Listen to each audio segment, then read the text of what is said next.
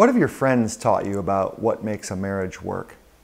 Well, one of my closest friends has been married for 10 years, and I was the maid of honor at her wedding, and I've watched her and her husband over the last 10 years, and she's taught me a lot more than she would probably know or say that she's taught me, because I've done a lot of observing. They have a very healthy, strong marriage, and in spending time with her and with other friends who have the kind of marriages that I really have looked up to.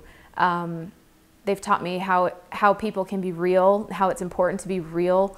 It doesn't mean you always put on a happy face. If you're not really happy, you really have to be with whatever's there. You have to really be okay to talk about it or get it off your chest. And it's not always pretty per se, and yet even after you go through something that's not pretty, it can get a lot prettier because you've had the courage to hash out whatever is in the way. And I've also watched them move from being a married couple, a happily married couple, into being a happy parent couple. They have 3 children now, and they are just watching the